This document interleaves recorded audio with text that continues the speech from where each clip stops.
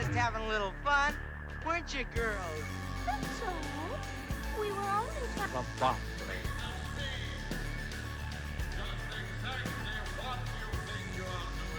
Putting her back like you said, Captain. I said nothing of the sort. Oh, but Captain! Smith!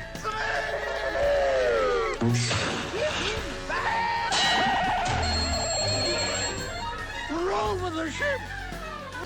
If we impress the Pixie, convince her we're eager to help her, the wench may chart our course to a certain high. Oh, this guy's crazy. This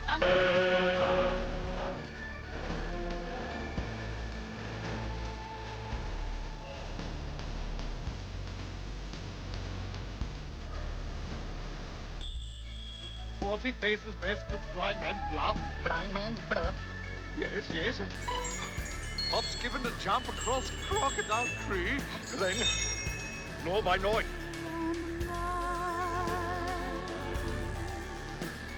The helping hand that guides you along. Whether you...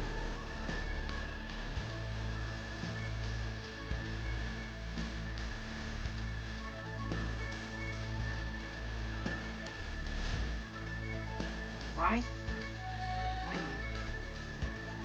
Boys. But I've got to save you first. Hold on, Jake. Hold on.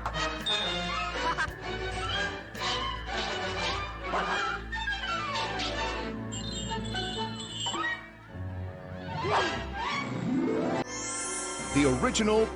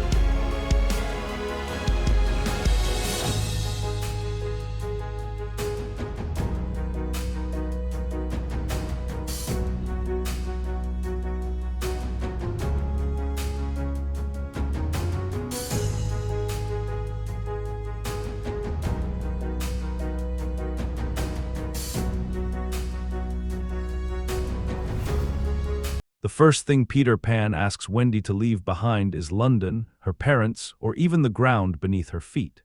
It is the expectation that tomorrow must make her older than she is today. Neverland appears to offer freedom from that pressure, yet the offer contains a quiet contradiction. A place where childhood never ends may preserve wonder, but it may also prevent wonder from becoming wisdom. That tension gives Disney's 1953 Peter Pan more weight than its bright adventure initially suggests. At Cinema Deep View, the familiar story is only the surface. Beneath the flight, fantasy, pirates, and playful danger sits a contest between two ideas of childhood. One treats growing up as a loss of imagination. The other suggests that refusing to grow can become its own kind of confinement. The film presents Peter as the embodiment of permanent possibility. He can go anywhere, confront danger without adult caution, and transform every crisis into another game. His confidence makes Neverland feel limitless, yet permanence creates a strange emptiness around him. If nothing truly changes, experience cannot accumulate into understanding. An adventure may end, but it never needs to teach him anything. Wendy enters this world from the opposite direction. She is being pushed toward a future she hasn't chosen, and the nursery suddenly feels temporary. Her attraction to Peter is therefore larger than simple curiosity.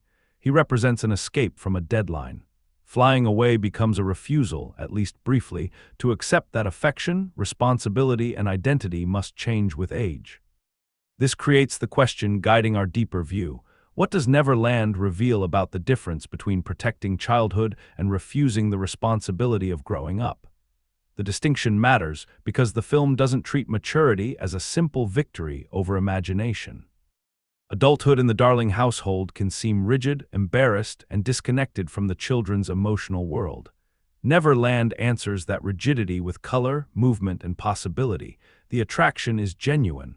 The problem is that its freedom depends on repetition. Everyone has a role, conflict renews itself, and Peter remains at the center without needing to examine the cost of his choices. Some elements of the film also carry assumptions from its era that are impossible to ignore today. Looking closely means acknowledging both the imaginative force that made Peter Pan endure and the harmful cultural caricatures that weaken its invitation to fantasy. Nostalgia cannot substitute for judgment, just as criticism shouldn't erase the craft that still gives the film energy. Peter Pan is therefore most revealing when its pleasures and limitations occupy the same frame. Its central destination is not merely a magical island. It is an argument about what we preserve, what we outgrow, and what happens when freedom is defined as never having to change. Before testing that argument, we need to establish what kind of viewing experience the film offers now, and whether its first impression can still support the deeper reading beneath it. Peter Pan offers the speed and clarity of a classic animated adventure. Yet its lasting appeal comes less from narrative complexity than from the confidence of its fantasy. The film understands that Neverland must feel instantly readable. It gives each location a strong visual identity, turns movement into personality, and keeps the journey light enough for younger viewers while leaving older audiences with less comfortable questions about the world Peter has created around himself. A first viewing promises escape. London is orderly, domestic, and governed by clocks, expectations, and adult frustration. Neverland appears to be its opposite: open space, spontaneous play, physical freedom, and danger softened by comic rhythm.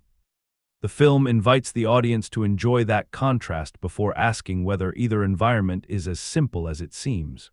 Home can restrict the children, but it also contains care. Peter's world removes restrictions, though it offers little lasting protection.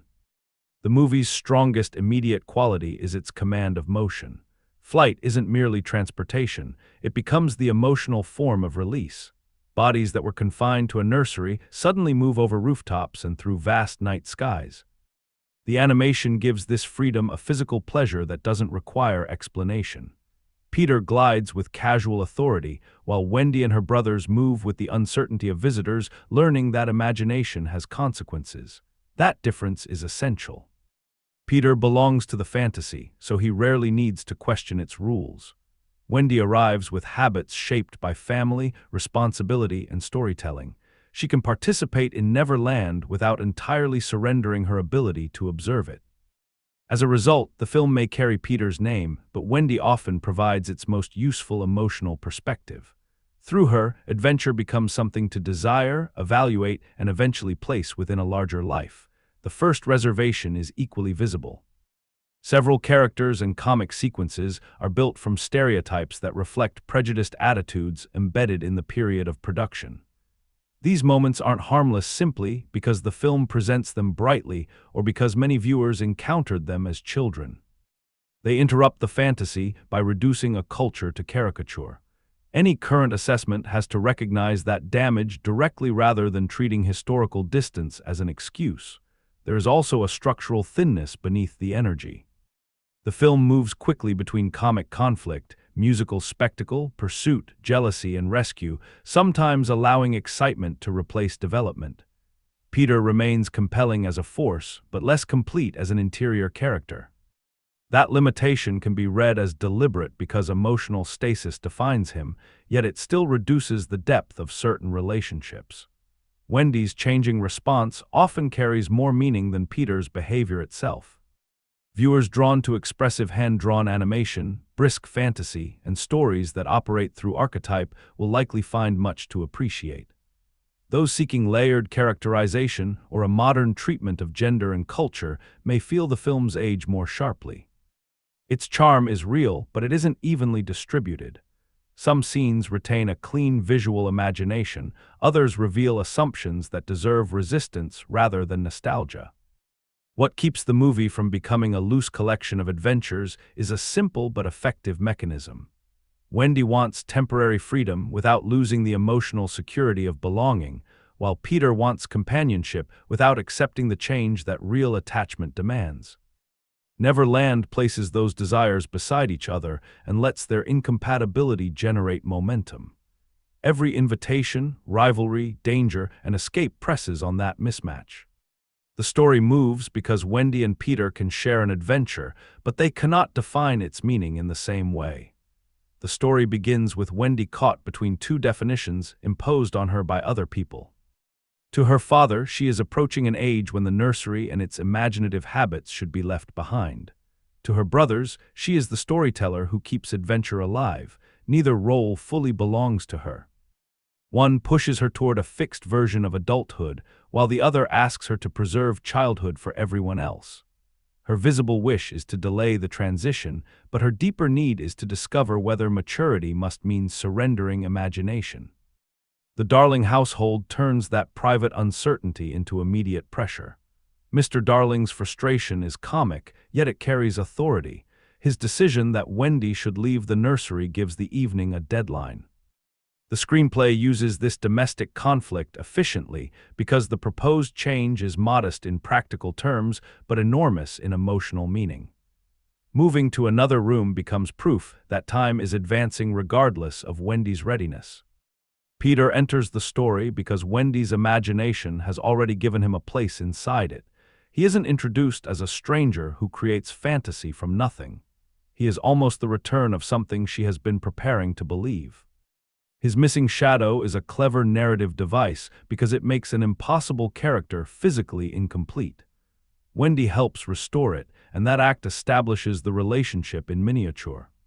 She offers care and practical intelligence. Peter receives both while trying to preserve the appearance that he needs neither.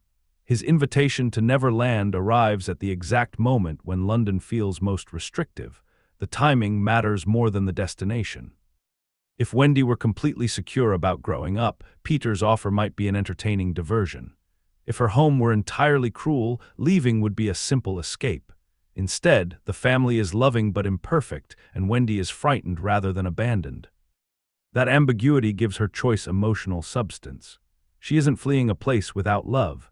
She is testing whether love can survive distance, change, and the temptation of a world without tomorrow.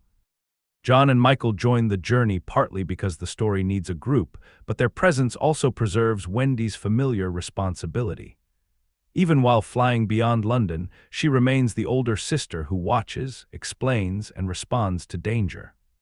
The adventure, therefore, doesn't completely free her from maturity. It carries her developing role into a more colorful environment. This is one of the screenplay's useful contradictions. Wendy travels to avoid growing up, yet the journey repeatedly asks her to behave with greater awareness than Peter. Flight locks the children into the story because it turns desire into irreversible movement. The nursery window, which initially functions as an opening for imagination, becomes a boundary crossed. London shrinks beneath them, and the film converts emotional release into physical space. The sequence is exhilarating, but it also reveals the imbalance within the group. Peter controls the route. The others depend on his knowledge and confidence. Freedom begins under the guidance of someone who doesn't feel responsible for the people following him. Neverland then transforms Peter's promise into a system of competing claims. It is not empty territory waiting for the Darling children. Pirates, mermaids, the lost boys, a crocodile, and other inhabitants already occupy its repeating conflicts. Each group understands Peter differently. To some he is a leader, to others a rival, and to Captain Hook an obsession. The island's energy comes from these relationships, but its structure suggests that adventure here is cyclical. Conflicts renew themselves because resolution would force the world to change. Hook provides the most visible obstacle. His pursuit of Peter gives the film danger, direction, and a reason for separate comic episodes to belong to the same larger struggle. Yet he also functions as Peter's distorted opposite. Hook is an adult defined by status, control, and resentment. Peter is a child defined by freedom, improvisation, and self-confidence. Their rivalry makes them appear completely different, though both are trapped by identity. Hook cannot release his humiliation, and Peter cannot imagine becoming anyone other than the boy who defeats him. The crocodile sharpens that connection without requiring complicated explanation. Its approach is associated with the sound of time, turning Hook's fear into a recurring reminder of mortality. Peter claims immunity from growing older, while Hook is pursued by a creature that makes time almost physically present. The contrast gives their conflict thematic weight. Peter treats danger as play because he imagines himself outside time. Hook experiences every encounter as proof that time is closing in. Tinker Bell adds a more intimate form of pressure. Her jealousy reveals the emotional cost of Peter's carelessness.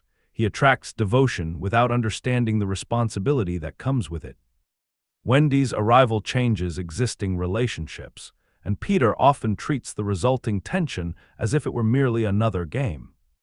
The film uses jealousy for comedy and conflict, but beneath that surface lies an important pattern. Peter wants affection to remain available without requiring him to consider what others feel. Wendy's connection with the Lost Boys develops the same problem from another angle. They respond to the care and storytelling she brings, while Peter enjoys the atmosphere created around her. Yet the role offered to Wendy begins to resemble a miniature version of the adulthood she was trying to postpone. Neverland promises escape from expectation, then assigns her another set of expectations almost immediately. The difference is that these duties are wrapped in fantasy, making them easier to accept before their limitations become visible. This is the story's true engine. Peter wants Wendy's presence because she brings emotional warmth, stories, and a sense of home into his unchanging world. Wendy wants access to Peter's freedom because it lets her imagine childhood without an expiration date. Each sees in the other something missing from their own life. The problem is that their desires move in opposite directions. Wendy's curiosity can eventually become experience, but Peter requires experience to leave him unchanged. The screenplay creates momentum by alternating wonder with warning. A playful encounter reveals a hierarchy. A display of confidence produces new danger. A moment of belonging exposes someone else's exclusion. This rhythm prevents Neverland from settling into pure comfort. The island is attractive enough to justify Wendy's decision, yet unstable enough to test it. Every new episode quietly asks whether the freedom Peter offers includes care, accountability, and room for anyone else to develop. The cost of failure is therefore larger than physical danger. Wendy could lose her connection to home, but she could also become fixed inside a role that serves Peter's fantasy rather than her own growth. Peter faces a different cost, one he barely recognizes. If he cannot value change, he may continue receiving companionship without ever learning how to sustain it. Their adventure moves forward through external pursuit, jealousy, rivalry, and rescue, while its deeper momentum comes from a relationship that cannot remain balanced forever. Neverland gives every character permission to reveal what ordinary life keeps controlled. Wendy's uncertainty becomes active choice. Hook's pride becomes obsession. Tinker Bell's attachment becomes jealousy. The Lost Boys' playfulness exposes a hunger for belonging. Peter's charm begins to show the limits of a personality untouched by consequence. The next question is not simply what these characters do under pressure, but which parts of themselves they protect when pressure makes remaining unchanged impossible. Wendy's visible goal is to experience Neverland before adulthood closes around her. Her less visible need is more demanding. She must learn to separate imagination from avoidance. She doesn't want to become the rigid adult she fears, yet she also cannot remain the child everyone expects to provide stories, reassurance, and care. Pressure exposes the imbalance. The farther she travels from home, the more clearly she performs the responsibilities she hoped to postpone. Her central fear isn't adulthood itself. It is the possibility that growing older will make wonder unavailable. The Darling household unintentionally strengthens that fear by presenting maturity as removal, leaving the nursery, setting stories aside, and behaving according to rules designed by adults. Wendy initially sees Peter as proof that another path exists. His freedom appears to preserve everything she is being asked to surrender. Kathryn Beaumont's vocal performance gives Wendy a balance of refinement and emotional curiosity. Her delivery can sound composed when she explains or comforts, then become faster and more open when Peter's world challenges her expectations. The contrast prevents Wendy from feeling like a miniature adult. She is capable of responsibility, but she is still discovering how much of that responsibility she wants. The animation reinforces this through posture. In London, she often appears contained by domestic space. In flight, her body opens toward possibility. In Neverland, her movements gradually recover caution. Peter's visible goal is simpler. He wants adventure, admiration, and control over the emotional atmosphere around him. His deeper need would be to recognize that companionship requires attention to another person's inner life. He rarely admits that need because admission itself would threaten his identity. To need someone would mean accepting vulnerability. To change because of someone would mean accepting time. Bobby Driscoll's performance gives Peter a bright, forward-driving confidence. He often speaks as though hesitation belongs to other people. The vocal rhythm creates the impression of a boy already moving toward the next excitement before anyone else has finished responding to the current one. That quality is appealing because it makes imagination feel decisive. It is also revealing. Peter's speed keeps him from remaining emotionally present when another character's reaction might complicate his self-image. The animation frequently places Peter in elevated or central positions. He floats while others stand, poses while others react, and occupies space as though the environment naturally arranges itself around him. These choices make his leadership immediately legible, yet they also suggest a blind spot. Peter understands attention as confirmation. He is skilled at attracting it, but less prepared to share it. When Wendy, Tinker Bell, or the Lost Boys bring their own desires into the scene, his charm can harden into impatience. Captain Hook pressures Peter externally, though the more important opposing force is Peter's own commitment to emotional stasis. Hook can threaten, pursue, and manipulate, but he cannot make Peter mature. Only attachment and consequence can challenge that refusal. This is why Peter's interactions with Wendy carry more analytical weight than the physical conflict with the pirates. Hook tests whether Peter can win. Wendy tests whether winning is enough. Hans Conried gives Hook a performance built around unstable dignity. His voice can expand into theatrical authority, then contract into panic when the crocodile approaches. The changes in tempo make Hook comic without removing his genuine menace. He wants to appear completely in control, and every interruption reveals how fragile that control is. His posture follows the same pattern. He stretches upward when commanding his crew, then folds into frantic movement when fear overrides performance. Hook's contradiction mirrors Peter's. Both characters depend on an audience. Hook needs his pirates to confirm his authority, while Peter needs admirers to confirm his exceptional freedom. Both resist humiliation, convert conflict into identity, and repeat familiar behavior because repetition protects them from self-examination. The difference is tonal rather than absolute. Hook's trapped condition looks ridiculous and anxious. Peter's version looks graceful and exciting, which makes it easier to overlook. Tinker Bell applies pressure through loyalty complicated by possessiveness. Her reactions are communicated largely through movement, facial expression, and changes in physical energy. She can shift from glowing enthusiasm to compressed anger without needing extended explanation. These quick emotional transitions give her strong screen presence, though the story sometimes reduces her distress to jealousy rather than asking what Peter's inconsistency has done to produce it. She creates genuine pressure because her choices have consequences, but her interior life receives less care than her function within the conflict. The Lost Boys expose a different side of Peter. Around them, his leadership looks secure because they already accept the rules of his world. Their admiration supports his identity, while their longing for care exposes what his leadership cannot provide. They can follow him into play and danger, but they still respond to the emotional stability Wendy represents. Their presence suggests that permanent childhood doesn't eliminate need. It simply removes the language and structure required to meet it consistently. John and Michael serve the plot more than they develop independently, yet each clarifies Wendy's position. Their excitement allows the film to preserve the uncomplicated pleasure of adventure.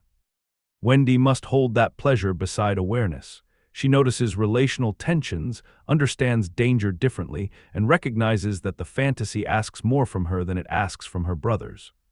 The contrast reveals how unevenly the film distributes maturity. Boys are invited to play. Wendy is repeatedly invited to care for the players. Mr. Darling appears to represent adulthood as pressure, embarrassment, and control. Still, his flaws are not the whole meaning of home. His frustration emerges within a family capable of affection, accountability, and change.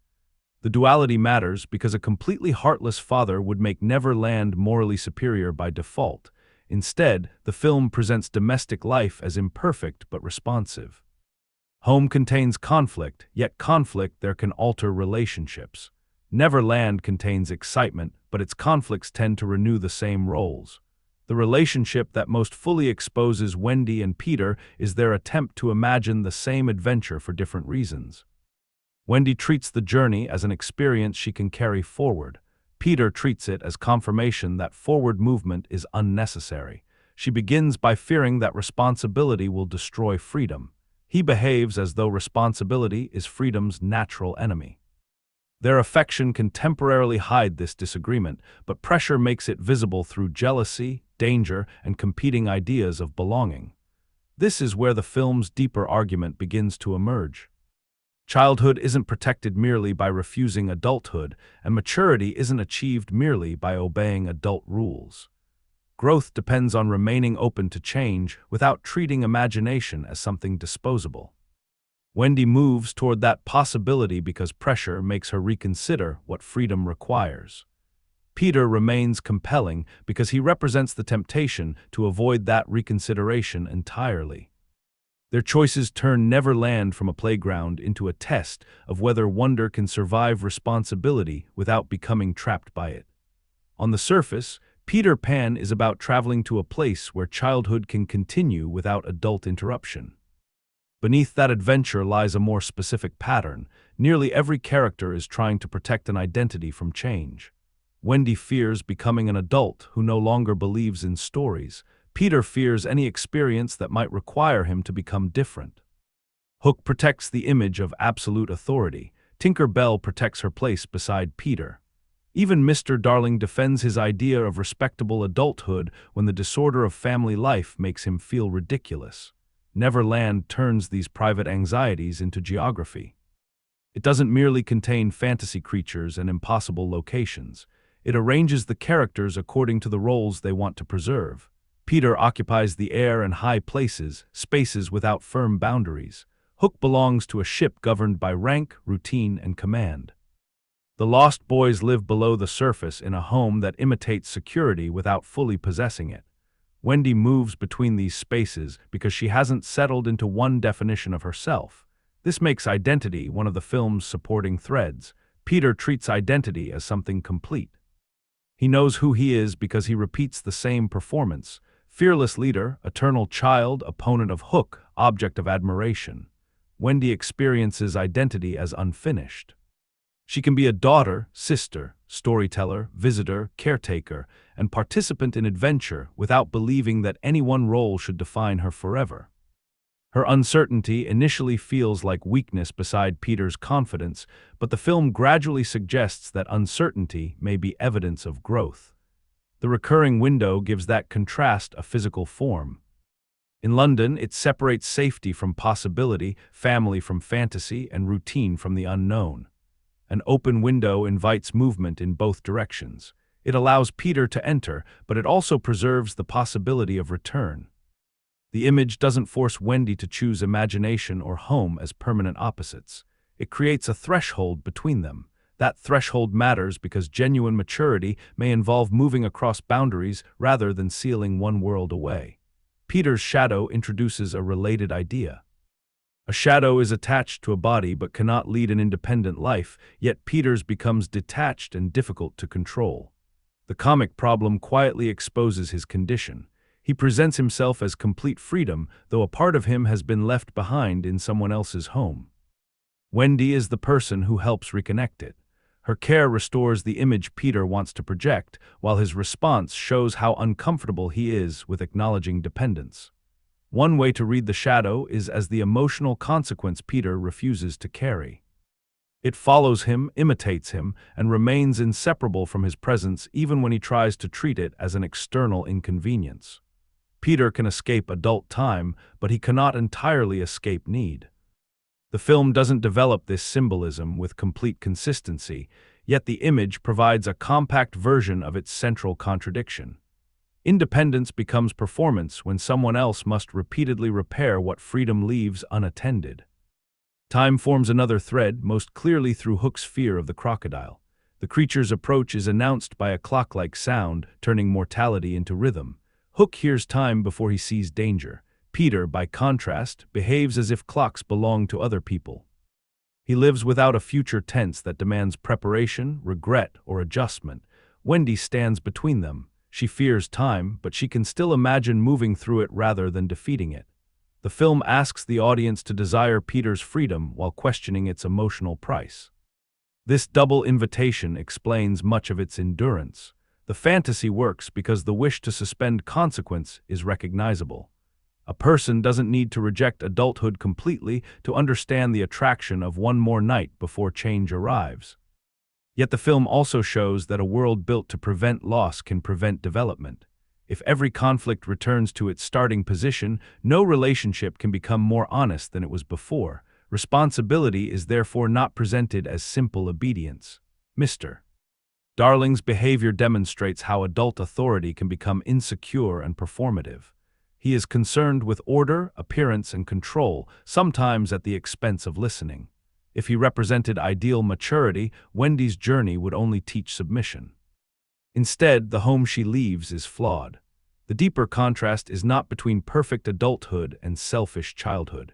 It is between environments where people can eventually respond to one another and an environment organized around Peter's refusal to be altered. That distinction also complicates Wendy's caregiving. Her ability to comfort, organize, and tell stories is treated as valuable, but the film often assumes that these qualities naturally belong to her because she is a girl approaching adulthood. Neverland appears to liberate her, then recreates a domestic role around her. This weakens the fantasy while sharpening an unintended question: is Wendy choosing maturity, or is she being guided toward the only form of maturity the story allows her? The answer remains productively uncertain. Wendy does exercise judgment, and her emotional awareness gives her more agency than Peter's fixed confidence. Still, the film's gender expectations narrow the range of futures it imagines for her. Her growth is linked to care and home, while Peter's freedom is linked to movement and adventure. A contemporary reading can recognize Wendy's strength without pretending those roles are distributed fairly. The cultural caricatures within Neverland create a more serious fracture. They reduce indigenous identity to stereotypes designed for spectacle and comedy. That material cannot be defended as an essential expression of childhood fantasy. It reveals how the film's promise of imaginative freedom was built within the limitations and prejudices of its period. Looking closer means refusing the idea that affection for a film requires silence about the people its fantasy misrepresents. This tension changes the deep view question. Protecting childhood cannot mean protecting every image inherited from childhood from criticism. Sometimes growing as a viewer requires carrying forward what remains generous while naming what causes harm. Nostalgia asks that the memory stay untouched. Reflection allows the memory to change because our understanding has changed. Peter Pan ultimately places three desires beside one another: the desire to keep wonder, the desire to avoid pain, and the desire to belong. The film suggests they overlap, but they are not identical. Wonder can survive change. Avoidance requires repetition. Belonging asks people to respond to each other, which makes change unavoidable. Peter wants the first and third without accepting the second truth. Wendy begins to sense that the cost of real attachment is not the destruction of freedom, but the surrender of complete emotional control. The film leaves room to see Peter as heroic, tragic, or both. His refusal to grow can look like resistance to a dull adult world. It can also look like fear disguised as confidence. The ambiguity survives because the animation makes his freedom genuinely pleasurable. To understand how the movie creates that pleasure while placing small warnings inside it, we have to narrow our attention. A few scenes reveal more than the broad adventure: the recovery of the shadow, the flight away from London, and the moments when Neverland turns Wendy from guest into a role Peter expects her to play. The nursery encounter works because the film places the impossible inside a carefully ordered domestic space. Beds, toys, curtains, and the open window create clear boundaries, then Peter's shadow refuses to respect any of them. It moves as both part of him and an independent comic figure. The animation turns an abstract idea about divided identity into physical behavior. Peter chases the part of himself he cannot command, while the room designed for children becomes the place where his confidence is briefly exposed as performance. The staging gives Wendy an important advantage. Peter may control the fantasy, but she understands the practical problem. He uses force and impatience, whereas she responds with observation and care. Their positions within the frame shift accordingly. Peter begins as the spectacular intruder who owns everyone's attention. Once the shadow becomes difficult, Wendy gains authority without needing to compete for visual dominance. She sits, examines, and repairs. Her stillness becomes more effective than Peter's frantic movement. That contrast establishes their relationship through action rather than explanation. Wendy reconnects Peter to something he cannot manage alone. Peter responds with pride, quickly recovering the pose of self-sufficiency. The comic timing prevents the moment from feeling heavy, yet the emotional pattern is already complete. He accepts care while resisting the vulnerability of having needed it. Wendy is drawn toward his freedom while immediately being placed in the role of the person who repairs its consequences. Tinker Bell's presence complicates the composition through scale. She is physically small, but her light and movement pull the eye toward her reactions. The animators can interrupt a larger conversation with a quick flare, a sharp change of direction, or a compressed pose. Attention becomes part of the conflict. Peter assumes he remains the center, Wendy receives increasing focus, and Tinker Bell registers the shift before either of them fully acknowledges it. The scene makes emotional competition visible without relying on extended dialogue. The flight over London changes the film's visual grammar. Inside the nursery, bodies are contained by furniture and walls. Once the children leave the window, the frame opens, the city becomes a pattern of rooftops and lights, and gravity no longer dictates composition. Characters can enter from above, cross the image diagonally, or pause in spaces where no physical support exists. Freedom is communicated through the removal of ordinary visual limits. Color carries much of the emotion. The night sky creates depth without becoming threatening, while the illuminated city below remains warm enough to represent home rather than a prison. That choice preserves the story's ambiguity. The children aren't escaping darkness for light, they are leaving one kind of beauty for another. London appears stable, distant, and familiar. The sky offers movement and uncertainty. Wendy's choice feels exhilarating because the film refuses to make home visually undesirable. Camera distance, simulated through animated framing, also changes the viewer's relationship to the characters. Close views capture surprise and unstable movement as the children learn to fly. Wider compositions then reduce them to small figures crossing an enormous space. The shift creates both empowerment and vulnerability. They have gained impossible mobility, but their size reminds us how dependent they are on Peter's direction. The sequence makes liberation feel real while quietly preserving risk. The musical flow and editing soften that risk by keeping motion continuous. Falls become recoveries, hesitation becomes rhythm, and the journey advances as a shared experience.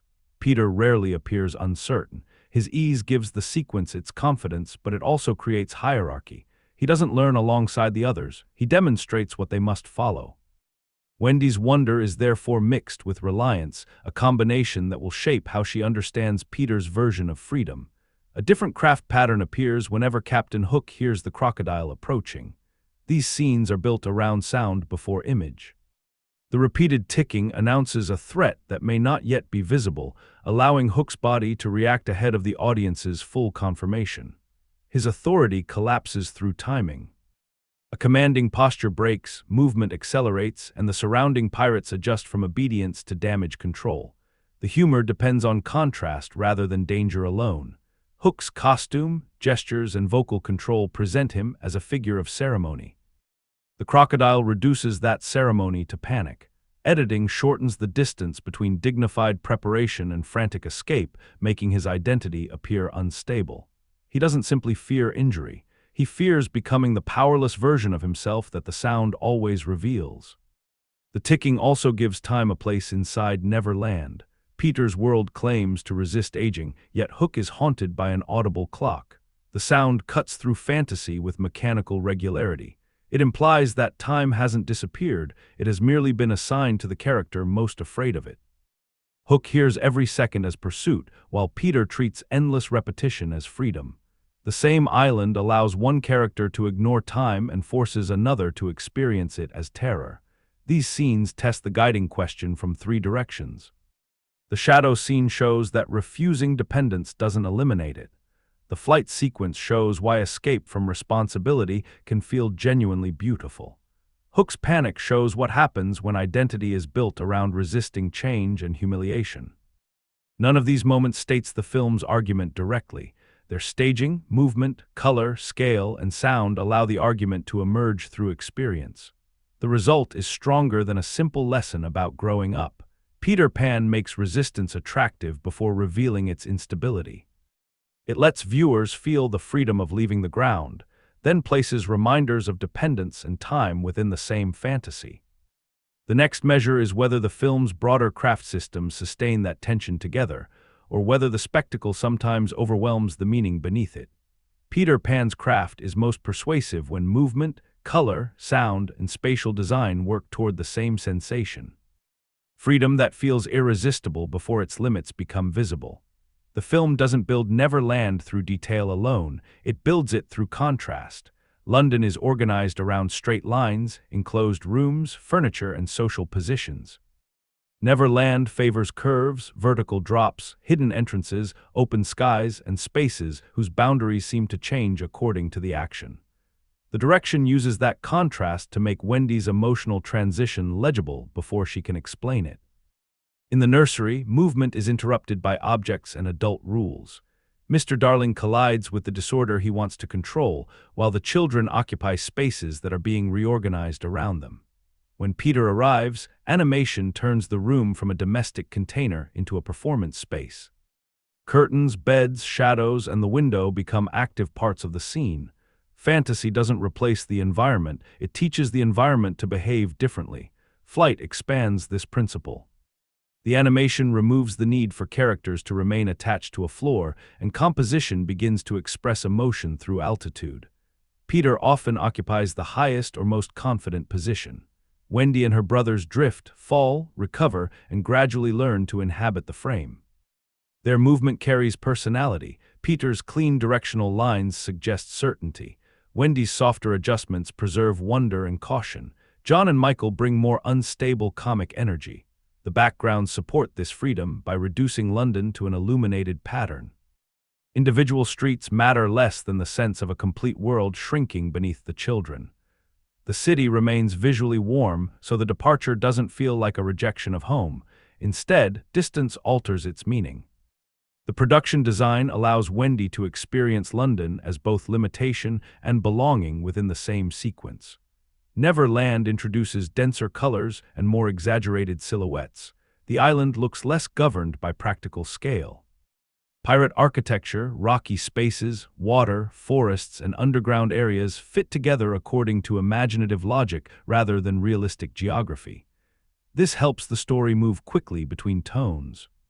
A playful location can become threatening through lighting, sound, or character placement without requiring a long transition. The island feels designed around emotional possibility. Editing keeps that possibility active by rarely allowing one mood to settle for too long. Wonder gives way to pursuit. Comedy interrupts danger. Jealousy enters a scene that initially appears playful. This rhythm suits a child's imaginative world where attention can move rapidly between excitement and fear. It also protects the film from the stillness that might invite deeper examination of Peter's behavior. Momentum is both an artistic strength and a form of concealment. That concealment matters. Peter's charm is partly created by timing. The film moves with him. His confidence often determines the pace of a scene, and the editing tends to follow his next action before another character's emotional response can fully develop. Wendy and Tinker Bell sometimes receive reaction shots that expose the cost of his behavior, but the story quickly returns to movement. The viewer is encouraged to feel the attraction of Peter's personality even when the surrounding performances suggest reasons for caution. Sound strengthens this divided response. Musical energy makes flight and adventure feel shared, while smaller effects define character. Tinker Bell's presence is communicated through a bright, delicate sonic identity that separates her from the human voices around her. Hook's world uses theatrical vocal rhythms, pirate ceremony, and the repeated ticking associated with the crocodile. Peter is surrounded by movement and confidence. Hook is interrupted by sound he cannot control. The ticking is especially effective because it combines comedy, suspense, and theme. It changes the atmosphere before the visual threat fully enters. Hook hears it, his performance collapses, and the audience anticipates a familiar reaction. Repetition becomes part of the joke, yet each repetition also confirms that he cannot escape time. The sound design turns a conceptual fear into an immediate bodily response. Character design contributes to the same argument. Peter's compact figure and simple costume allow clean, fast motion. His silhouette remains readable whether he stands, flies, or poses. Hook's long shape, elaborate clothing, and expressive hair support larger theatrical gestures. Peter appears built for movement without weight. Hook appears burdened by status, ceremony, and the adult body he tries to command. Their visual opposition makes the conflict understandable even in silence. Wendy's design occupies a more controlled middle ground. Her clothing and posture connect her to London, yet the animation allows her to move convincingly through fantasy. She doesn't visually transform into another person when she reaches Neverland. That continuity supports her role as the bridge between environments. She can value adventure without being absorbed completely into Peter's identity. The screenplay structure also converges with these visual systems. Rather than developing through complex revelation, it advances through tests of belonging.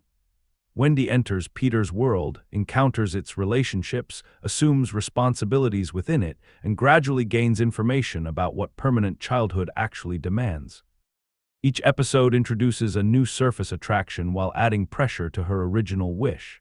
The structure resembles exploration, but its underlying movement is evaluation. This is where the craft both succeeds and creates a limitation. The film's departments align powerfully around sensation. Flight feels liberating. Hook's fear feels immediate. Tinker Bell's jealousy is readable through motion. Neverland feels varied without losing coherence. The audience can understand emotional positions quickly because image, voice, sound, and rhythm point in the same direction. At times, that efficiency turns characters into functions. A fast comic beat can replace reflection. A musical sequence can preserve energy while weakening narrative focus. A stereotype can be made visually memorable even when the idea behind it is demeaning. Craft is not automatically moral simply because it is accomplished. Some of the film's most polished passages also preserve its most dated assumptions. Still, the central visual argument remains unusually clear. London is contained but capable of change. Neverland is open but organized around repetition. Peter seems completely free because every craft system gives his movement ease, yet the structure reveals how limited his emotional range can be. Wendy appears more restricted, though her ability to reconsider gives her a freedom Peter lacks. The craft therefore supports the movie's deeper question more often than it merely decorates it. Its colors, spaces, rhythms, and performances make the temptation of permanent childhood convincing. The problem is not that the fantasy fails.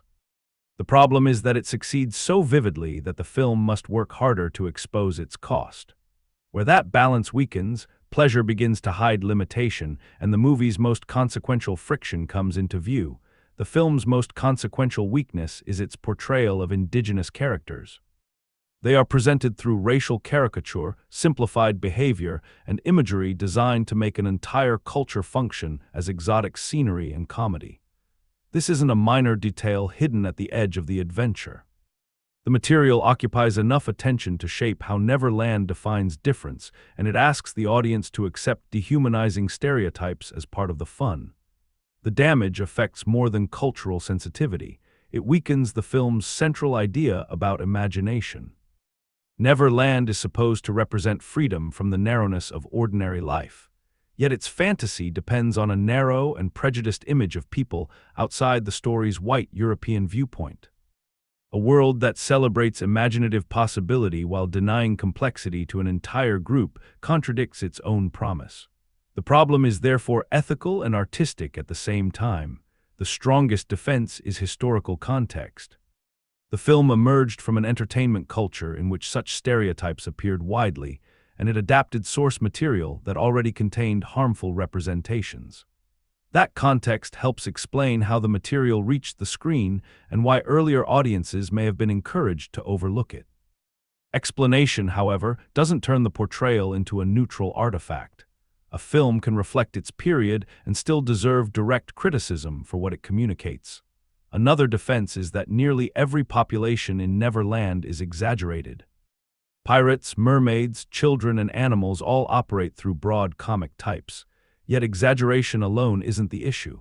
Hook remains an individual with recognizable fears, vanity, strategy, and contradiction.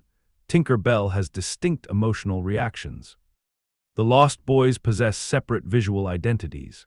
The indigenous characters are offered far less individuality and are defined through racialized assumptions. The imbalance makes the caricature more than ordinary stylization. This weakness is destructive to a complete, unqualified recommendation. It doesn't erase the film's animation, movement, or thematic tensions, but it changes how those strengths should be discussed and shared. Younger viewers may absorb images before understanding the historical prejudice behind them. Adults revisiting the film have a responsibility to recognize that nostalgia can soften memory without changing what remains on screen. A smaller but persistent limitation is the way gender determines emotional labor. Wendy is invited into adventure, yet the story repeatedly values her as a source of care, storytelling, and domestic stability. Peter receives freedom without equivalent expectations, while Tinker Bell and the mermaids are often organized around jealousy and competition for his attention.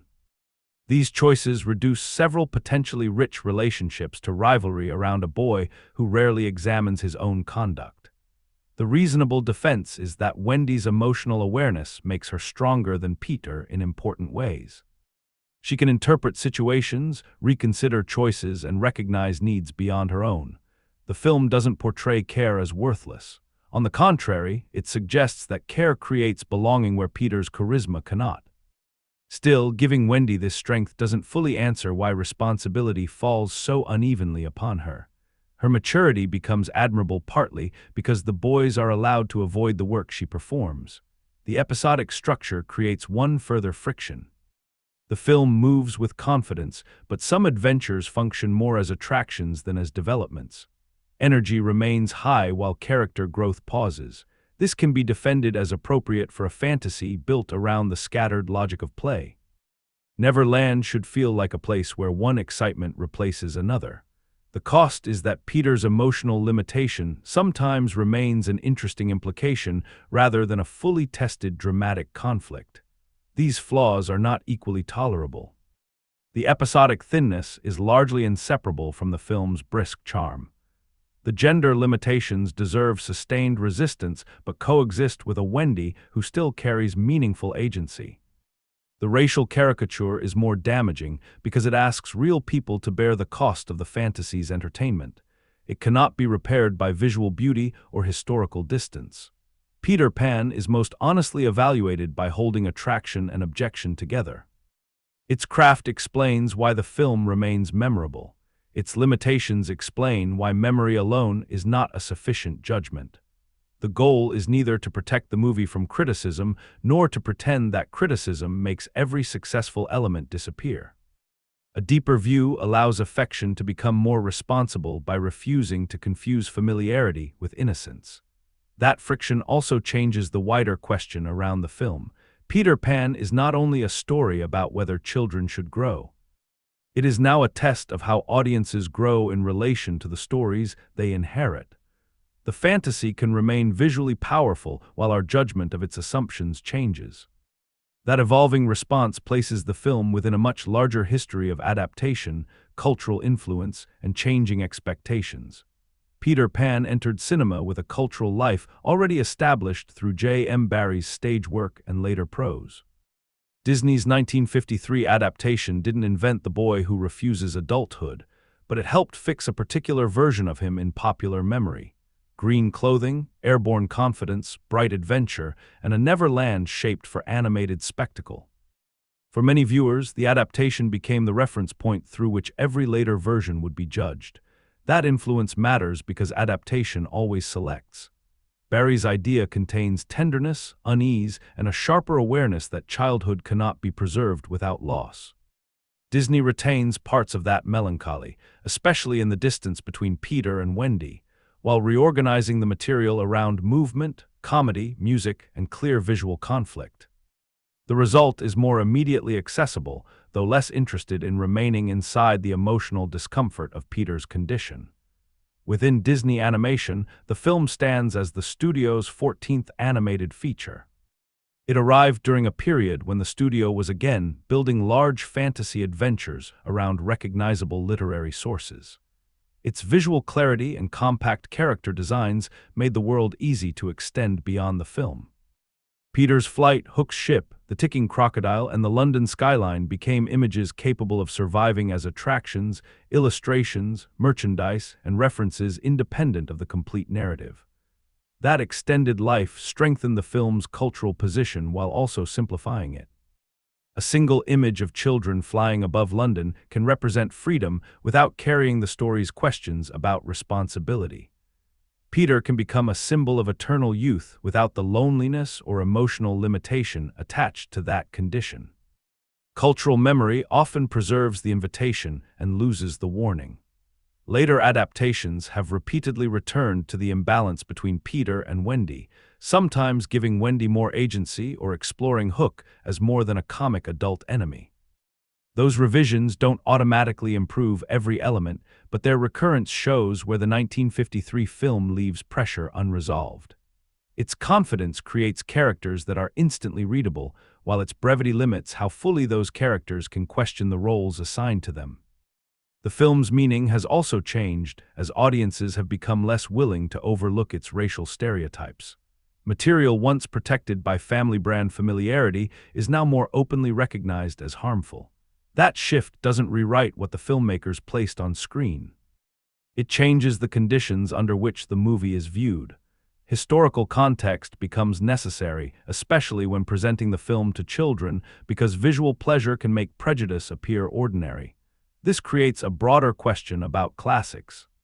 Longevity is often treated as proof of universal value, but endurance can result from distribution, branding, repetition, technical achievement, and institutional power as much as from moral insight. Peter Pan remains culturally significant. Significance, however, isn't the same as innocence. A work can shape animation history and still contain choices that deserve firm rejection. The film belongs to a tradition of fantasies that turn childhood into a separate territory. What distinguishes it is the refusal to make that territory entirely safe or entirely desirable. Neverland offers flight, play, and escape, yet it is also divided by rivalry, danger, and fixed social roles. Home offers rules and frustration, yet it retains the capacity for care and change. The film's strongest idea comes from refusing to make either space complete. Seen in this wider frame, Peter Pan is less useful as a timeless lesson than as a record of competing cultural desires. It preserves an early 20th century fantasy through mid-century American animation, then reaches modern viewers carrying both its imaginative power and its historical prejudice. Each period sees the wish to remain young differently. The film's specific choices determine whether that wish remains convincing. Its flight gives freedom a body. Its ticking crocodile gives time a sound. its open window keeps return possible. Its stereotypes reveal the boundaries of the imagination that created them. Those elements, not the label of classic, are what the movie must finally answer for, and the production history behind them can sharpen that judgment. The film's long production history helps explain why its fantasy feels both inherited and carefully reshaped. Studio records indicate that Disney was considering an animated Peter Pan as early as 1935 and arranged for screen rights in 1939. Work began before the project was set aside during the Second World War, then resumed in 1949. The final film therefore emerged from years of changing priorities rather than a single, uninterrupted production cycle. That extended development supports the adaptation's selective quality. The movie doesn't attempt to preserve the stage work exactly. It keeps recognizable characters and traditions while reorganizing them around animation's ability to control space, movement, scale, and rhythm. Peter's flight isn't simply a theatrical effect transferred to a screen. It becomes the visual language through which the film defines his freedom. The studio also created a live-action working version to guide the animators. Roland Dupree served as a movement model for Peter, while Margaret Carey modeled Tinker Bell and one of the mermaids. This reference process helps clarify why the characters' gestures feel physically readable even when their proportions and abilities are fantastical. Peter's airborne confidence still has weight, balance, and direction. Tinker Bell's personality can be understood through posture and reaction despite her small size and limited spoken expression. The film also retained the stage tradition of assigning Mr. Darling and Captain Hook to the same performer. Hans Conried voices both characters. This isn't merely a casting curiosity. The shared voice strengthens the uneasy connection between Wendy's domestic authority figure and Neverland's theatrical adult villain. Both men protect dignity through control, both become comic when that control collapses, and both show how adulthood can harden into performance. Peter's role was voiced by Bobby Driscoll, while Kathryn Beaumont voiced Wendy. Their contrast shapes the central relationship. Driscoll gives Peter a quick certainty that keeps him moving away from reflection. Beaumont gives Wendy warmth with enough restraint to preserve judgment. The film's argument about fixed identity and developing awareness is carried partly through that vocal difference. 3 credited directors, Clyde Geronimi, Wilfred Jackson, and Hamilton Luske, oversaw a film whose studio materials reported the use of roughly 500,000 drawings. The number matters less as spectacle than as evidence of how deliberately movement was constructed. Every flight, shadow, expression, and comic collapse had to be shaped frame by frame. These production choices sharpen the reading already visible on screen. Live-action reference gives fantasy physical credibility. Dual casting connects Hook to the adult world Wendy leaves behind. Vocal contrast separates Peter's certainty from Wendy's developing thought.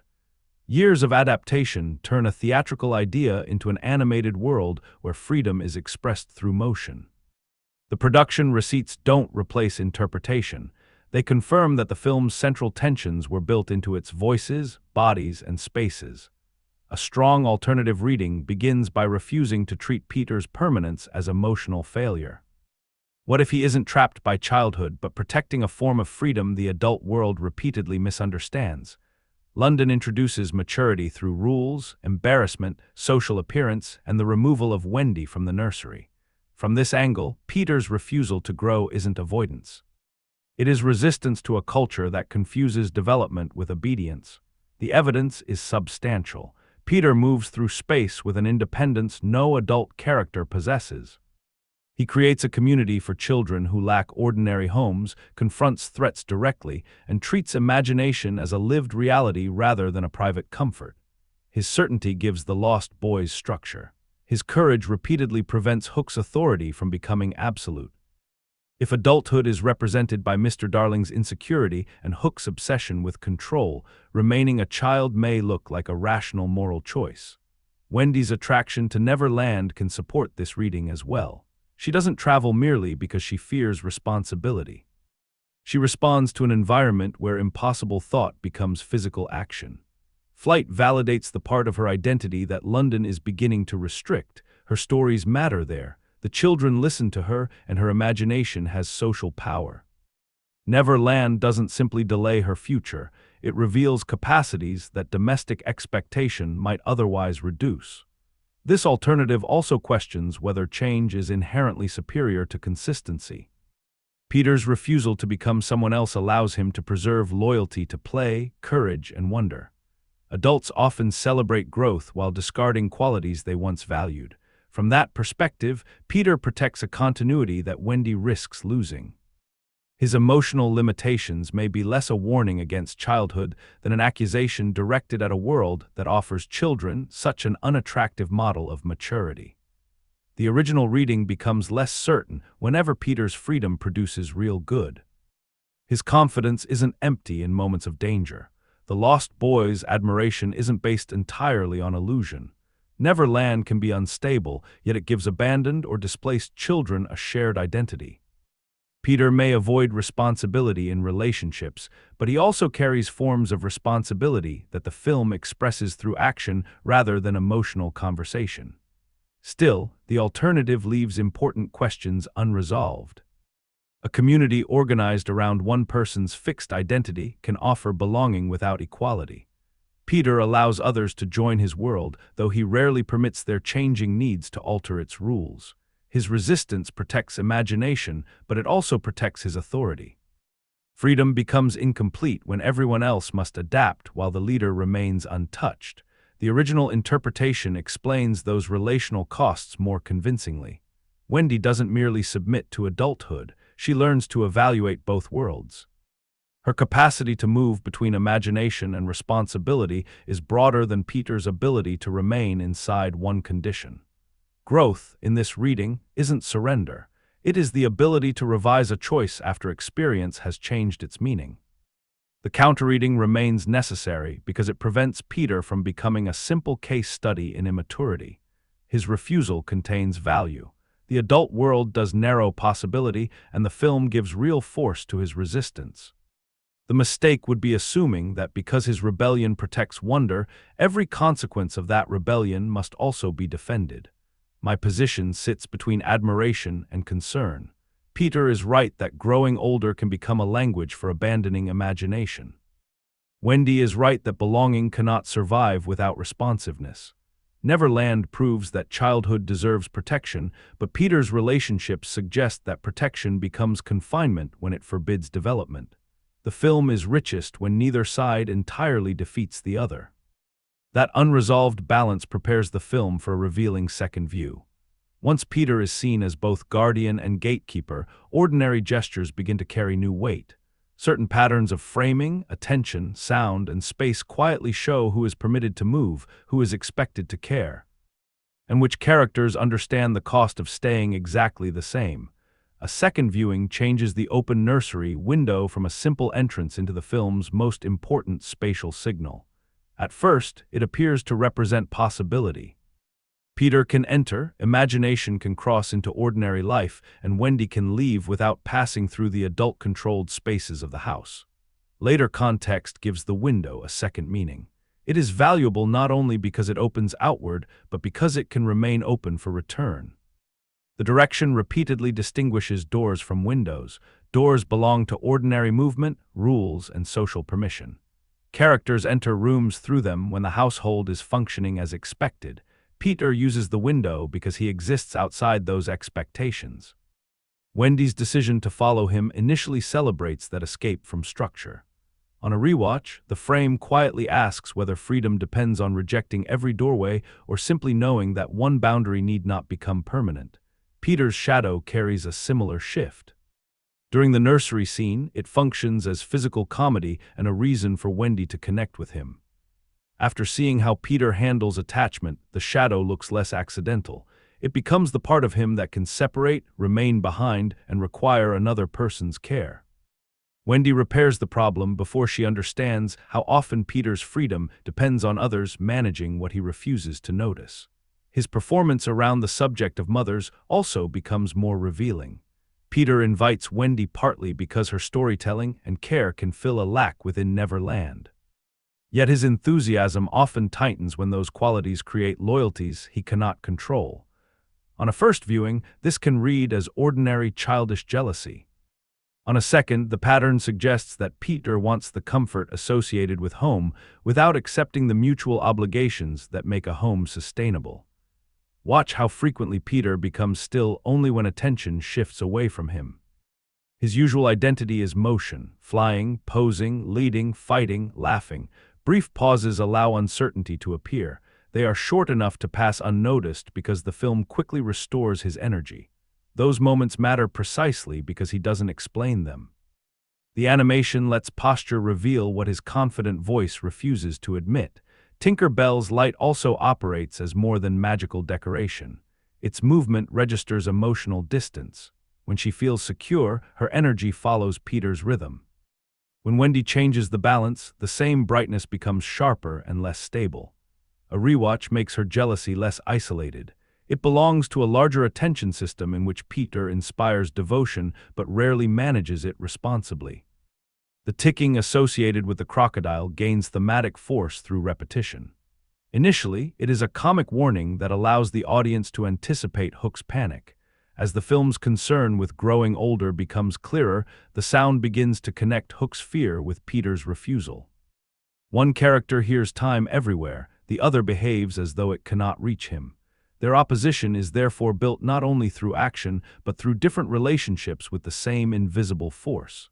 The shared vocal identity of Mr. Darling and Hook strengthens that link.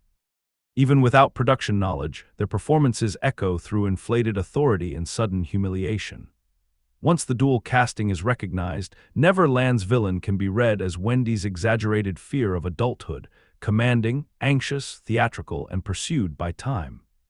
The film doesn't reduce the two figures to exact copies, but it lets one adult voice follow Wendy across worlds. These signals show that Peter Pan rewards rewatching through design more than surprise. The plot isn't constructed around a hidden answer that transforms every event. Instead, repeated objects and behaviors gather meaning. The window, the shadow, the clock-like sound, Peter's pauses, Wendy's acts of care, and the way characters arrange themselves around his attention. What appears first as a straightforward movement from home into fantasy gradually becomes a comparison between two systems of belonging. The decisive late choices will reveal which characters can revise their idea of freedom and which can only defend it. Once the ending is placed beside these signals, the window and the shadow will no longer look like charming details. They will become the film's clearest evidence about what Peter can carry, what Wendy must decide, and why returning is not the same as admitting the adventure was a mistake. From this point on, the ending, the reveals, and their meaning are all on the table. If you want the film unspoiled, pause here and come back after you've seen it. The decisive change begins in the Lost Boys' underground home, where Wendy finally understands that Neverland is no longer delaying her choice. It is making the choice for her. She has become a storyteller, caretaker, and source of emotional stability, while Peter continues to treat permanence as the natural reward for everyone around him. When Wendy decides that she, John, and Michael must return to London, she isn't rejecting imagination. She is refusing to let Peter's refusal determine her future. The Lost Boys' response exposes what Peter's community lacks. After hearing Wendy describe maternal care, they want to leave with her. Their decision reveals that endless play has not erased their need for belonging. Peter can provide excitement, leadership, and identity, but he cannot provide the responsive security they recognize in Wendy's idea of home. The boys don't suddenly become enemies of adventure. They discover that adventure cannot answer every emotional need. Peter reacts by withdrawing rather than negotiating. He refuses the emotional reality of their departure and avoids a meaningful goodbye. This completes the pattern established when Wendy repaired his shadow. Peter can accept what others bring into his world, but he resists any moment that would require him to acknowledge dependence or loss. If he admits that their leaving matters, then experience has changed him. His identity depends on denying that possibility. Wendy's choice pressures Peter more effectively than Hook ever could. Hook threatens Peter's safety and pride, but Wendy threatens the structure of Neverland by proving that someone can love adventure and still leave it. Her departure rejects the assumption that return equals defeat. She has gained something from Peter's world, yet growth requires her to carry that experience elsewhere rather than remain inside its repetition. Hook exploits the emotional fracture through Tinker Bell. Her jealousy has already made her vulnerable, and he manipulates that vulnerability to discover the entrance to Peter's hideout. The event gives earlier attention patterns direct consequence. Peter's failure to manage attachment doesn't remain a private flaw. It creates an opening that Hook can use against the entire group. Tinker Bell bears responsibility for her choice, though the story also shows how neglected emotion can become easy to redirect. The pirates capture Wendy, her brothers, and the lost boys as they try to leave. The timing is crucial. They are most vulnerable at the moment. They choose a future beyond Peter. Hook then attempts to absorb them into his own system by offering them a place among the pirates. This looks like an alternative identity, but it resembles Peter's world in one important way. Joining requires accepting a role defined by someone else. Wendy's refusal gives her arc moral clarity. She doesn't move from adventure into passive obedience. Under direct pressure, she maintains her judgment and encourages the others not to surrender their values for safety. Her developing maturity appears as chosen responsibility rather than simple compliance.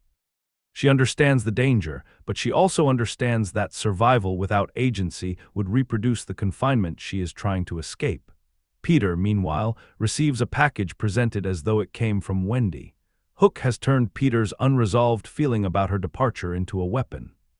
Peter is willing to accept the object because it lets him imagine that Wendy's attention remains available without requiring him to face the goodbye he refused.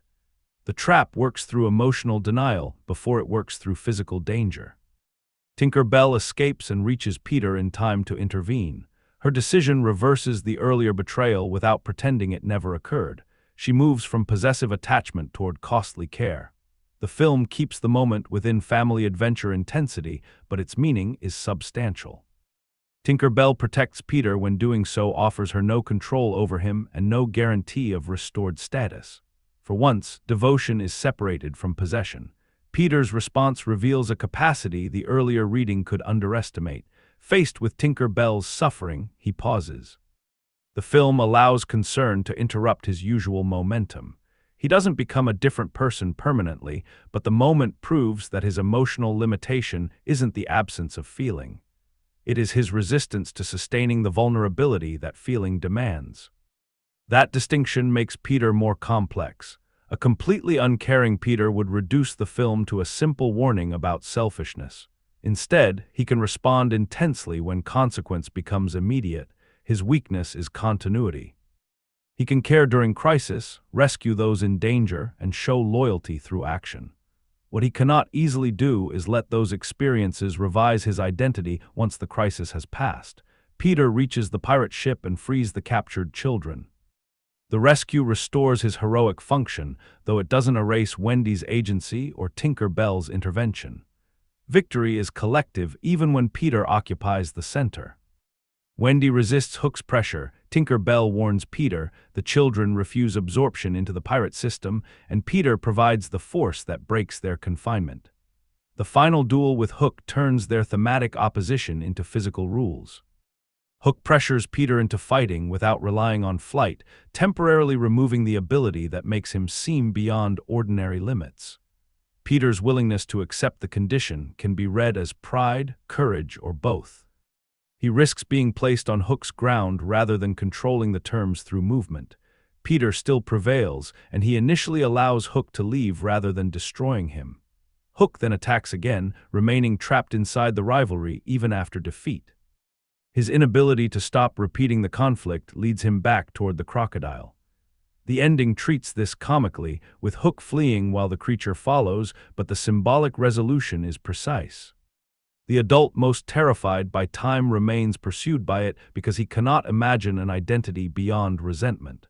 Peter's victory doesn't transform him in the same way Wendy's experience transforms her. He defeats the external threat and restores his position. This is appropriate to Neverland's cycle. Hook can return to pursuit, the crocodile can continue ticking, and Peter can remain the triumphant boy at the center. The adventure resolves, but the world's underlying pattern survives. The captured pirate ship becomes the means of returning the children to London. This transformation is one of the film's most generous ideas. The vehicle associated with Hook's control is lifted into the air and redirected toward home. Return doesn't occur by undoing fantasy. It occurs through fantasy. Wendy doesn't wake to discover that nothing mattered. Neverland itself provides the language of her return. That matters to the deep view question because the film refuses to make adulthood dependent on disbelief. Wendy can choose home while traveling there on a flying pirate ship. She can accept change without declaring imagination false. Her decision protects childhood more effectively than Peter's permanence because she allows its meaning to develop. The adventure becomes part of her rather than a place she must inhabit forever. Back in the nursery, Mr. and Mrs. Darling find Wendy asleep near the window. The location resolves the film's central visual pattern. Wendy has returned to the threshold rather than being placed completely on either side of it. The open window no longer represents only escape. It represents connection between imagination and responsibility, departure and return, childhood and memory. Wendy tells her parents that she is ready to grow up. Taken alone, the statement can sound like complete acceptance of the adult plan imposed upon her at the beginning. The journey gives it a different meaning. Earlier, growing up was something being done to her. Now it is a choice made after testing the alternative. She hasn't learned that adulthood is superior to fantasy. She has learned that refusing change would ask her to surrender too much of herself. Mr. Darling's reversal strengthens that distinction.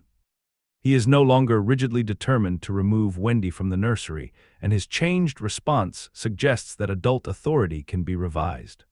Home becomes preferable to Neverland not because adults are automatically wiser, but because relationships there can respond to experience. Peter's world preserves roles. The Darling household, despite its flaws, shows the ability to reconsider them. The final sight of the ship moving through the clouds adds the film's most important complication. Mr. Darling recognizes it from his own childhood. Adulthood has not entirely erased his connection to wonder. His earlier rigidity may therefore reflect repression rather than total absence. He has grown older, forgotten how to communicate with the imaginative part of himself, and then been reminded that it still exists. This image challenges the idea that Peter alone protects childhood. Mr. Darling's recognition proves that memory can carry fantasy across time. Wendy doesn't need to become Peter to prevent wonder from disappearing. She can grow, remember, and perhaps behave differently because of what she remembers. The film's answer is not that childhood should end, it is that childhood should remain available without controlling the whole shape of life. The rewatch signals now become fully legible. Peter's detached shadow anticipated a boy separated from the consequences that follow him. Wendy's repair anticipated the care she would continue providing. The ticking crocodile revealed that Neverland never truly defeated time. The shared voice of Mr. Darling and Hook connected two anxious forms of adult authority, while the ending allowed one of those forms to soften. The window preserved movement in both directions. There is also an alternative way to read the ending. Wendy's return can appear to confirm a conventional social order in which the girl accepts domestic maturity while Peter keeps adventure for himself. The lost boys are invited into a family structure, and Wendy's future remains defined within gender expectations the film never seriously challenges. From this perspective, the ending resolves uncertainty by returning everyone to approved roles. That criticism is valid. The film gives Wendy greater emotional development than Peter, but it also places much of the burden of development upon her. Peter receives the freedom to remain unchanged. Wendy must learn, care, decide, and absorb the emotional meaning of the journey. Her maturity is powerful, yet the story's unequal expectations limit the liberation it claims to offer. Even so, Wendy's decision retains agency because she makes it after seeing what Peter's freedom requires. Neverland allows her to distinguish imagination from dependency. She understands that Peter's world offers wonder without mutual adaptation. Returning is therefore not a surrender to boredom. It is a refusal to let someone else's fear of change become her permanent identity. Peter's final position is both victorious and lonely. He has defeated Hook, saved his companions, and preserved Neverland. He also remains unable to follow Wendy into a life where relationships alter the people inside them. The film doesn't punish him with a tragic collapse. It leaves him where he wants to be. That restraint makes the outcome more unsettling. A person can receive exactly what they desire and still lose possibilities they cannot yet recognize. The film ultimately answers its guiding question through contrast. Protecting childhood means carrying forward imagination, courage, play, and openness. Refusing responsibility means demanding that those qualities exist without consequence, reciprocity, or change. Wendy learns the first. Peter embodies the attraction and cost of the second. Mr. Darling's recognition of the ship suggests that adulthood can recover what it once suppressed. What the movie earns is not a perfect philosophy of growing up. Its treatment of gender narrows Wendy's options, and its racial caricatures place a serious moral limit on the fantasy. Its episodic structure sometimes substitutes speed for emotional development. Yet the central movement from window to island and back remains clear, visually expressive, and richer than a simple celebration of eternal youth. Peter Pan lasts because it makes escape feel beautiful before revealing that return can be equally meaningful. The flight away from London is freedom from an imposed future. The flight back is freedom to choose one. Between those journeys, Wendy discovers that wonder survives change more successfully than it survives denial. Peter preserves childhood by standing still. Wendy preserves it by allowing it to travel with her. The image that remains is not Peter flying toward another adventure or Hook fleeing the sound of time. It is the pirate ship passing through the clouds above London while Mr. Darling slowly recognizes something from his own childhood. The film has returned us to the adult world, yet the impossible remains visible. Fantasy hasn't vanished because Wendy chose to grow. It has changed from a destination into a memory that can reshape the way a family sees itself. Mr. Darling's recognition matters because he began the story behaving as though childhood imagination threatened adult order. He wanted the nursery controlled, the stories reduced, and Wendy moved toward the role expected of her. The ship reveals that his rejection was never complete. Somewhere beneath his anxiety about dignity and authority, he remembers. The adult who tried to close childhood away discovers that he once looked through the same open window. That moment leaves a human question larger than the adventure. How much of growing up requires transformation, and how much results from forgetting? The film doesn't offer a complete answer. Wendy accepts change because she has tested Peter's alternative. Mr. Darling softens because memory interrupts his certainty. Peter remains outside the process, carrying wonder forward without allowing it to alter him. The ship also preserves an important distinction. Wendy's return doesn't make Neverland unreal. Her decision gains meaning precisely because the fantasy mattered. She has felt the attraction of permanent childhood, seen the emotional system supporting it, and chosen a future that can include change. The adventure becomes evidence she can carry rather than a dream she must deny. Peter is left with a more complicated afterimage. He remains visually triumphant, capable of flight, courage, and rescue, yet his freedom now contains distance. He can visit the window, invite others away, and bring them home, but he cannot follow them into a life shaped by mutual change. His permanence is beautiful when viewed from London and more uncertain when considered as a condition without end. This is why the film grows in some respects after reflection. Its objects and movements prove more coherent than the brisk narrative first suggests. The shadow expresses denied dependence. The ticking crocodile turns time into pursuit. The window refuses a permanent division between fantasy and home. The shared voice of Hook and Mr. Darling links adult authority across both worlds.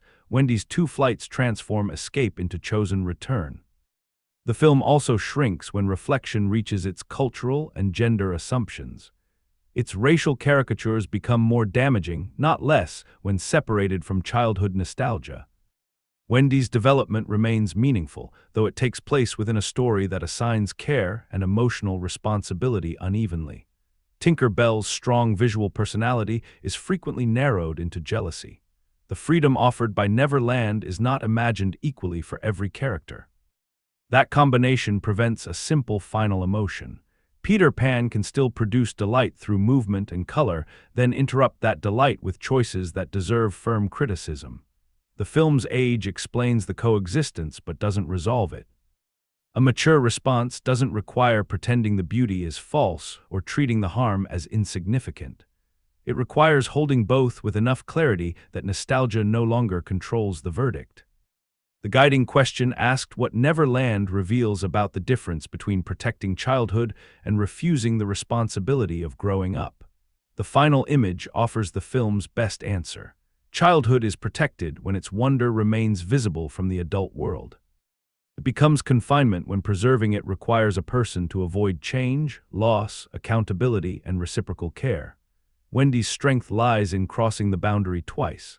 Peter's tragedy, if we choose to call it that, lies in mastering the crossing while refusing its consequence. He can travel anywhere except into a different version of himself. That tension remains after the explanation is finished, hovering like the ship in the clouds, distant, beautiful, and carrying more uncertainty than its graceful outline first reveals. My personal score for Peter Pan is 6.4 out of 10. That score reflects a film whose visual imagination, movement, and symbolic clarity remain effective, but whose cultural portrayals and uneven character development place serious limits on an unrestricted recommendation. Its greatest achievement is the way animation gives abstract desires a physical form. Freedom becomes flight, time becomes a ticking pursuer, denied vulnerability becomes a detached shadow, the possibility of return becomes an open window. These ideas are understandable to younger viewers while remaining available for deeper interpretation. The film rarely needs to explain its central contrast because its spaces and bodies perform it. Wendy also gives the story more emotional substance than its title character initially promises. Her uncertainty develops into judgment, and her return preserves imagination rather than surrendering it. Peter's fixed confidence becomes meaningful because Wendy's perspective allows the audience to admire him without accepting his worldview completely. The limitation affecting the score most strongly is the film's racial stereotyping. It is harmful in itself and artistically inconsistent with a fantasy supposedly celebrating freedom and possibility. The gender roles add further restriction, particularly when Wendy and Tinker Bell are asked to carry emotional consequences that Peter can repeatedly avoid. The episodic structure is less damaging, though it sometimes lets momentum replace the deeper character work suggested by the film's own ideas. Viewers who appreciate classic hand-drawn animation, expressive character movement, compact fantasy storytelling, and films that reward symbolic interpretation may still find substantial value here. Those who need culturally responsible representation or more balanced development across gender may find the experience difficult to separate from its dated assumptions. Both responses are reasonable. For modern viewing, this works best as a selective streaming recommendation rather than an automatic family favorite. Watching at home makes room to pause, discuss the stereotypes, and place the film within its historical context, especially when children are present. Its short length and brisk rhythm suit a single viewing, while its repeated visual patterns give adults enough material for conversation afterward. Its rewatch value is moderate rather than high. A second viewing reveals stronger connections among the window, shadow, ticking, dual adult figures, and Peter's brief pauses. Additional rewatches may depend on personal attachment to the animation, because the narrative itself is relatively simple, and some sequences become harder to revisit once their prejudiced framing is fully recognized. A 6.4 therefore isn't a rejection of the film's craft or a nostalgic excuse for its failures. It is a personal measure of a work that remains technically graceful and thematically suggestive while carrying limitations too significant to treat as background noise. Peter Pan preserves a compelling question about growing up, even when the film's own worldview sometimes needs to grow beyond the boundaries it inherited. If this deeper view gave you a new way to consider the open window, the detached shadow, or the ticking clock, you can like the video and subscribe to Cinema Deep View for more film analysis built around the choices beneath the story. For the comments, do you interpret Peter as a guardian of childhood wonder, or as someone using wonder to avoid the vulnerability of change? His courage and care are real, but so is his refusal to let relationships alter him. The balance between those truths determines whether his ending feels liberating, lonely, or both. And what is your honest judgment of the film today? Do its animation, flight sequences, and central idea remain strong enough to justify revisiting it? Or do the racial caricatures and restrictive gender roles place too great a limit on the experience? There is no useful discussion if affection is treated as proof that criticism is unfair, or criticism is treated as proof that every artistic success disappears. Peter Pan lasts because its central wish remains understandable. Most people know the desire to delay a change they didn't choose.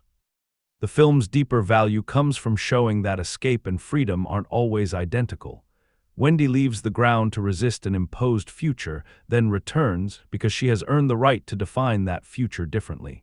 Peter keeps the sky. Wendy keeps the ability to move between sky and home. Mr. Darling recovers a memory that adulthood had pushed aside. The open window belongs to all three, but each understands it differently. Thank you for looking beyond the adventure and into the design, pressure, and meaning that keep this film both enchanting and difficult. Until the next deeper view, keep questioning the images that feel most familiar, because familiarity is often where a movie hides its most revealing choices. Cinema Deep View, look closer, and the movie changes.